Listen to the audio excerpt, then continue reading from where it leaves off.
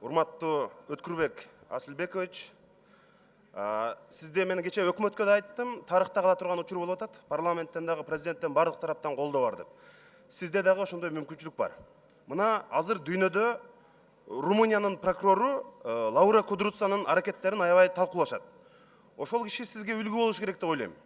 Бир тууганын түрмөгө кетирди.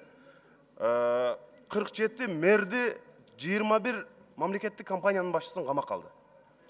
3 министрди отургузду. Румыниянын бюджетине 668 миллион жанагы уурлардан, коррупциялардан түшкөн акчаны бюджетке кайтарды. Сизде дагы ошондой мүмкүнчүлүк бар. Особнякта дагы жашабайт экен, жип дагы менбейт экен, жөнөкөй мындай 55 метр квадрат үйдө жашаган батирде. Ошондой прокурор экен. Бирок ал тарыхта калды. Сизде ошондой мүмкүнчүлүк болсо, мүмкүнчүлүк болуп турат. Ушинтип бир прокуратураны, вообще Кыргызстанды бир укуктуу талаага келтирсеңиз болот эле. Мурдагылардын бардыгы башаламандык кылып кетти. Прокуратурага болгон элдин ишеними азыр анча эмес.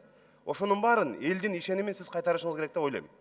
Прокуратура дагы өзү прокуратуранын курамына кирип алып, ошол жерде иштеп атып, бандиттик менен алек болгондорду биз буга чейин көтөрүп жүргөнбүз, билесиз. Ошого окшогон адамдардын ордун түрмөдөн көргөзүшүңүз керексиз. Эрктүү болушуңуз керек. Бардык тараптан колдоо бар. Эгерде ишиңизде сын болсо, кемчилик болсо, биз дагы айтабыз. Ошон үчүн сиз сөзсүз түрдө ишенимди кайтарып, элдин ишенимин. Кыргызстанда бир адилеттүүлүктү орнотууга салым кошуп, укуктук талаага кайтып келип, саясий буйруктарды аткарбай, түз, таза иштеп кетет деген ойдомун. Сиздин иш тажрыйбаңызды көрдүк. Биз азырынча сизге ишеним артып турабыз, колдоп беребиз. Бирок биз сизге мындай чоң үмүт менен элдин ишеничин актаңыз деген өтүнүчтү айтабыз. Рахмат.